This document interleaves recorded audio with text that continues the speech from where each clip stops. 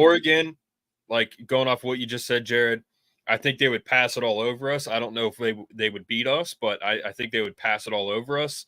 But I don't think they're better than us. But yeah, like you think Oregon's number one? I mean, as of right now, I think is Ohio State 2 or 3? No, they're 4. They're 4. Ohio State's they're 4. Okay, they're 4. Okay, so yeah, by this definition, yeah, Oregon would be number 1 to me. We'd be number 2. Ohio State would be number 3. And right now, what we're looking at for like the SEC title game, for example, because they're going to be top 4 probably no matter what. Whoever wins the SEC title, we're looking at Georgia and Tennessee in the SEC title, and then you're looking at Oregon, us, and Ohio State in the Big Ten. Pretty much. The thing with the SEC right now is we're watching them decapitate each other every week, dude. It's just been like, and if anybody in that conference could win, like Vanderbilt won, like Arkansas beat Tennessee, like anybody can win any week, and that's not really, you can't say the same for that for the Big Ten. You got Oregon, Ohio State, and Penn State that it doesn't look like they're going to lose just any week. But any team in the SEC, you don't have faith that they're going to pull it through because I don't know what's going on. The Kool-Aid are drinking down there and down south, and I don't know what's going on. But maybe they should stick to water and hydrate themselves. Yeah, I just want to say this too about the SEC that that conference is absolutely insane. I mean, you talk about, and they've always done this, man. Like at the end of the year, you're 15-0. They play like that 2 extra games every single year in the SEC because they're always good. They're always in the hunt. And the SEC is totally different. Now, is it what it used to be? Probably not quite, but, the Big Ten, man, like. There's no juggernaut now. That's the thing. There's no juggernaut. No, regardless, I think the Big Ten can hang with the SEC now, especially now that we got these new teams. I mean, the conference is just going to be that much better. But with the SEC and what they're doing to each other, man, it's like pretty crazy because that conference is just, you can't lose to Vanderbilt, man. You can lose to Tennessee, but you can't lose to Vanderbilt. Like, come on. And then Texas. Like, you have to beat Georgia at home. Like, that's inexcusable. There's no excuse for that. Well, I mean, you can at least hang with them. I mean, I think that's the thing. We're kind of really surprised by the fact that Texas looks like completely, inept. Yeah, right now against them, they look so mediocre. Yeah, I wouldn't think, and they're about to go up 24-0 probably. Georgia's going to kill them. Like, they're done. I think Texas is done. They're actually they're planning their funeral right now. Is what they're getting. They're calling people up. They're saying, "Hey, Georgia's funeral's tonight at 10 p.m. Can you all come?" Like that's what's happening. Right Let me look at Texas's schedule. All right, so Texas they got Georgia, and then going forward, it's fairly easy. They got A&M at the end of the year, but then let's look at Tennessee. Tennessee's got Kentucky. So they're at Georgia. All right, so. If Georgia wins tonight and they win out to Tennessee and Tennessee beats them, which I think they will, you're still looking at probably a Tennessee and a Texas SEC title game, even though Texas may lose tonight. So it's really interesting, man. Like Georgia, I think they're going to lose to Tennessee. Alabama, they're done. So you're really looking at maybe, Georgia or Alabama kind of fighting for like a final spot in the playoff, but Tennessee will lose again before the championship. Their schedule's pretty. I don't know if they can beat Georgia. If Georgia looks like this, I don't know. I don't think Tennessee's very good. I think they'll lose again. I think unless they really get after Nico, man, I don't see Tennessee losing to Georgia, but who knows? I mean, have you seen Nico's stat lines recently? They're not good. I mean, he does not look good. No. He looked good against high school teams, but not against college teams. Is he a true freshman, Nico? He's a redshirt freshman, so he's still young. But against, like I said, the high school teams he played earlier in the year, like the pathetic schedule they had, he looked good against Utah State or whoever they played, but he does not look good against regular competition. 194 today. Yeah, it's not good. But yeah, I'm pretty sure he is a true freshman. No, he played last year. A little bit. Did he? He redshirted or played. Yeah, he probably redshirted. But as of right now, I mean, I know we have to throw this kind of in the conversation. I know this is not going to sit well with you guys, but we have to play devil's advocate right now with the top 5. If Georgia wins tonight, and it looks like it's a guarantee, because we were on a bye and USC once again lost, which makes the win against them not look really that attractive. I'm not happy Georgia about could jump us. Georgia, for now, I'm just saying Georgia could jump us in the standings because we were on a bye. They're for sure jumping Ohio State because Ohio State has a lot because they have a loss already, and then Georgia, if they beat the number 1 team. That's the thing. When they beat the number 1 team, we were on a bye. Now USC's looking like an okay win as opposed to a better win. So it's like, I'm just saying, it all seems like it would be perfect for them to just jump us for all those reasons. Like, that's the thing. I understand that Penn State has not right now looked the most consistent all season. Again, I think what's really always going to be looking back is the fact that we struggled against Bowling Green. That was really the game I'm always going to have in my head where it's like the whole season, it's like, okay, we had some good wins. We had, the consistency, like we demolished 1 game or 2, but it's like when you look back on the whole season, when you see how they played in the first half and pretty much a little bit of the second half against Bowling Green, it was just like, how can you look like that against a FCS team? I mean, that's just not acceptable. There's no way you can do that. I mean, everyone's going to constantly look at your season when it comes to how tight they have to look at all the teams in the top 5. And I know that struggle against Bowling Green, it's like, why? Why was that ever an issue? So I can see why Penn State would have that going against them. But again, like you said, everything else, they have been one of the better teams in the entire country for sure. But again, I can understand why some voters may not be like so reluctant and, quick to be like, oh, yeah, Penn State's easily in the top 3. So it's like right now, Georgia, if they hold on and they don't lose for the rest of the season, I don't know. We could very well be seeing maybe 3rd or 4th. This is what's going to happen. If they jump us, it's going to go Oregon 1, Georgia 2, Penn State 3, Ohio State 4. That's what will happen, which I won't really be concerned about it because this will all work itself out. Like we just said, the SEC is decapitating each other. Every team in SEC, the top teams are going to have 2 or 3 losses by the end of the year. Yeah. Nobody's so mortal. do you think LSU would jump Texas? Oh my God, they scored again. Yeah, dude. If Georgia wins, like they're going to be 2. 20-0. Oregon will be 2. We'll be 3. Oregon will be 1. Georgia 2. Penn State 3. Ohio State 4. Miami. But that's the thing, man. Like that's the thing. Is it LSU Miami, 5 or 6? LSU, they're 8. No, I'm saying, but if they win tonight and Texas loses, do they jump Texas or does Texas stay above them? That's a hard call. It's hard to say. Because again, they're a one-loss team. They're both one-loss teams after that. Texas isn't dropping that far. Texas. Okay. If Georgia smokes Texas tonight, 7. Yeah, Arch Manning's in the game, dude. It's that time. You should have started the guy. Why did they pull him? Well, Quinn Ewers was getting killed. He's terrible. All right. Well, now they do have a possibility of winning the game now with Arch Manning in. Down 20-zip. Dude, Georgia's pushing Texas's offensive line around like children, dude. It's bad. No, it's bad. Yeah. They're getting pummeled. But But the SEC defense, dude, SEC's defenses are always the best thing. Big 12, I mean, now they're in the SEC, Texas, but I'm saying when they were in the Big 12, it was always offense. It was always 80-yard bombs, like wide receivers galore. Like it was always big offensive plays in the Big 12. Now you're in the SEC, dude. The defenses are, if not the best, the second best in the country after the Big 10.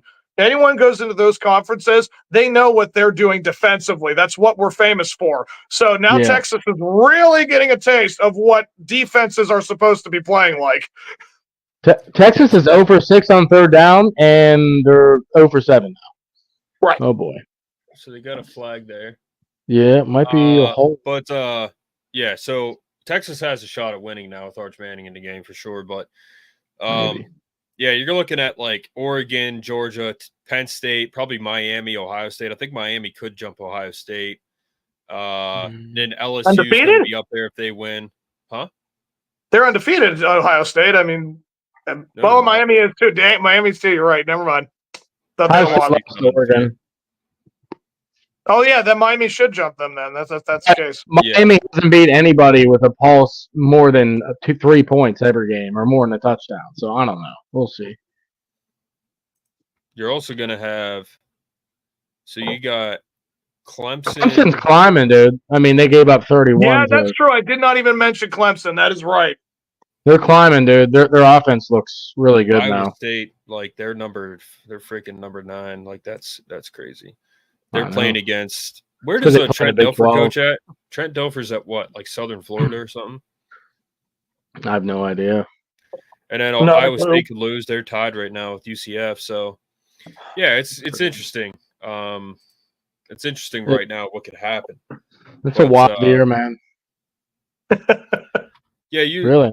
Yeah, but I think we should hop off soon just so we can watch this Texas game. But yeah, overall, right now, in terms of what Penn State has done, I mean, I'm pretty happy with it. They have that big win on the road with USC. Aller looks good. One of the shorts that I put up was Drew Aller drops the nuts because he has. Yeah, he dropped them. And you know, speaking of 2021, man, like just looking back at how bad the backup played at Iowa and how horrible our run game was, I said it then and I'll say it again. Probably the worst backfield Penn State's ever had was 2021 in terms of who we had playing running back for us and the production that we had. I mean, our run game was horrendous. Yeah. So we have running backs now. Our O-line, they're looking pretty good. I mean, we're going to see against like Ohio State, even Wisconsin and other teams. I mean, our schedule's not easy. How they hold up because we really need to get our run game going, man. Like I think our offensive line being banged up, like I was talking about, like we've been just like rotating guys, because like I said, we've been injured like the last couple weeks. I think that's why the last 2 weeks we haven't looked great run blocking because there's so many bodies getting thrown in there, the chemistry and everything. So once everybody gets back and healthy, like Sal Wormley, JB Nelson's been hurt, and he bulldozes people too. So like a lot of our guys have been hurt, and then even Anthony Donko, dude, he's been hurt playing with injuries too. We got Nolan Roots and Drew Shelton kind of backing each other up there. We got Javen, we got Cooper Cousins, we got Birchmeyer, and then we got that freshman coming in, that 5-star guy that like did the Michael Orr treatment to that one guy. But it's because this is what Ohio State's going to do. First of all, they're going to take advantage of our 4-2-5. They're going to love that. I'm not saying they're going to be able to do much with it because Will Howard is, he's not. Yeah, but our off, huh? He's Will Howard. Yes, I mean, Will Howard. Yeah, but what they're going to do to our offense is they're going to take away the run game. They're going to try to totally take away the run game, put the ball in Drew Aller's hands, and say, "Hey, Drew, either you got it or you don't, because we're going to bring you our best." And I think that's what it's going to come down to. Now, I'm not saying we can't run, but I'm saying that's what they're going to try to do. They're going to try to take away the run game, put it in Drew Aller's hands. That's what they did last year. I knew they would do that. That's it. And at Michigan, they just did what was working. They just ran the ball. We couldn't stop it at all. I mean, it was impossible to stop that run game last year for some reason. But and my thing is, if Ohio State wants to if people want to try to take away Tyler Warren, go ahead and try for one, because you can't double team a guy. That means that you're getting another guy open. So go ahead, try to take Tyler Warren out of the game. You're opening Drew up for Julian Fleming and Harrison Wallace III and Amari Evans, Liam Clifford. They'll take it over your head too. It doesn't matter who it is. But the way that Drew is commanding the offense now after last game, dude, he is fierce about it. He was not like that last year. Like you said, he dropped them. He's ready to go, and I'm here for it, man. He's going to be commanding it. That's why we have like a Julian Fleming and a Trey Wallace and guys like that at the wideout position, because like on those 4th down conversions, guarantee you they were looking at Tyler Warren, and then he throws it to Julian Fleming, who literally dropped the ball like right before the 2 clutch catches, and hadn't done much all year. So when you're double triple teaming a Tyler Warren, that does open, like you said, our other guys. We have pretty good receivers. We have a Liam Clifford who can catch the ball. And then Julian Fleming, a 5-star guy, he can catch the ball clearly when it's. Did you see? Sorry, did you guys see the routes Harrison Wallace dude last week? For one, that one slant route, he completely destroyed the guy. And then on the left side, he was the outside receiver. I think it was the third quarter. Drew threw that nice pass to him. He went up and caught it and got hit. Before he got open, he threw the guy down. You guys, he threw his defender down, got open. Like, he's physical with it. Like, Trey Wallace is his coming out party's coming. Like, he's been consistent, but he's about to really show up. And Julian Fleming, the confidence he had with those 4th down catches, I think he's going to be a new improved player moving forward. Yeah, so absolutely, man. I mean, there's a lot of possibilities of what we can do, but yeah, overall, I'm pleased, and I feel good about Wisconsin. I do feel good against Ohio State. I mean, I really do think, like, we should have beat Ohio State last year. Yeah. Drew wasn't totally ready, and Yursich was horrible, and they did not mesh well at all. And we got screwed on that one call, that defensive Curtis Jacobs run back. We got screwed on that. Yeah. Completely screwed. I mean, that's why I said it last year, and I'll say it again. Like, those games, man, against Ohio State especially, you're not going to get any calls your way. You have to win in dominating fashion. If you don't, the refs will take full advantage. Gus Johnson is going to, he's going to have his Ohio State shrine in the booth there with flames and everything and a candle, and he's going to be worshiping the gods of Ohio State, and he'll promise them that he says they're not gods there. Penn State and the other way. Yeah. Well, I mean, even when he was there for UCLA, he's like, I like Penn State games because there's no service here. It's like, yeah, man, like all these 100,000 people in this stadium, none of us have service. We have payphones outside. We use smoke signals. We have Gordon Gekko phones just in case we need them. We all use sign language. Like, none of us, our phones don't work in State College. Like, I use a sundial myself, but one of the biggest colleges in the country, we don't have cell service here. So, you're right. That is a good place to watch football because you can't. Yep. I brought my pager with me, Gus. I still have a pager from 1987. Yeah, we learn about the news. I mean, if you don't have cell phone service, your TVs don't work either. So we learn about the news through the newspaper now. They don't deliver it. You have to go and buy it at the store. So, that's just how we live here. They have a morning edition and an evening edition. Did you know that? Yep. Walter Cronkite. We play live Walter Cronkite updates every evening on the radio. Since we have waves, we have hardwired radio waves here, so we at least have that. But dude, just think about how dumb that is that he said that. Yeah, you need a whole segment on that. I know State College is like, it's the middle of Pennsylvania. It is the middle of nowhere, but it's a small city, man. It's not that, like, we're not in West Virginia. It's like, but I think that's a really cool thing, though. Think of all the other states, in the entire country. How many of them have things in the middle of their states? Like, look how we are mapped out. Like, it's really neat that is kind of the spectrum where it's like you look at that the entire state where it's like that dot in the middle. That's us. Like, everything comes into the middle. Like, it's pretty cool. But to wrap this up for me, it's looking at the second half of the season. At Wisconsin, home for Ohio State, home for Washington, at Purdue, at Minnesota, home against Maryland.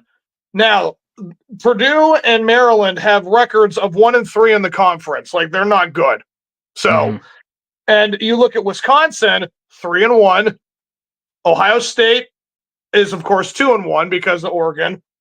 And Washington and Minnesota are 2-2. So they have 500 or better. So 4 of our last 6 games are going to be against opponents that are going to challenge them in every which way. And I cannot wait to see what the response will be, because that stretch at Ohio State, home against Ohio State, and home against Washington, you go 3-0 against that schedule, but there's no denying they are the best team in the country. You can't do that in any other conference. Yep. That right there will be the test. If you can get through that, now again, I'm not taking Purdue lightly, I'm not taking Minnesota lightly, and I'm not taking Maryland lightly, but I'm saying you get through that gauntlet, then you should basically know how to get through the other three too. So I'm just saying, that's right there the thing. I mean, yeah, Wisconsin you can beat. Ohio State at home you can beat. Yep. Oh, at Ohio State, that would be a different story. But home against Ohio State, that's a shot. But that's the thing. My eyes are on that Washington game. That's such a huge moment right there. Again, it's one thing, because, again, if you're coming off Ohio State and you win, Washington will be looking for every which way to ruin your season. It would basically be like an Iowa game. Any team that just comes out of nowhere and you fight hard and everything should go your way and it doesn't, or something like they have the ball at the end and they get the last score and it's like, I've watched it many times. So this second half is really going to come down to these next 3 weeks. Yep. Yeah, our schedule's not easy. I agree with you. If Penn State goes undefeated with this schedule, man, they're easily the number 1 team in the country. And they deserve no it. question. Deservedly so. In the playoff, they'll get the 1 seed. But here's the thing, knock on wood, they do go undefeated. But, at the end of the day, man, Washington's not easy. Like, our schedule is not easy whatsoever going forward. But they, still, they've been tested, but not totally tested like they will be against Ohio State. But, another thing, too, is if they do lose to Ohio State, speaking of calls not going our way against Ohio State, the playoff committee will not give us a favorable seed either. They may not even give us a home playoff game because that's just the way it is. Penn State's not going to get respect until they earn it. They're not going to get the top recruits. They might for views, actually. A home playoff game in Beaver Stadium, they might do it simply for views. Yeah, so that's I don't know if it would be a whiteout or not, but that'd be insane. Yeah, like they're not going to get that respect until they actually beat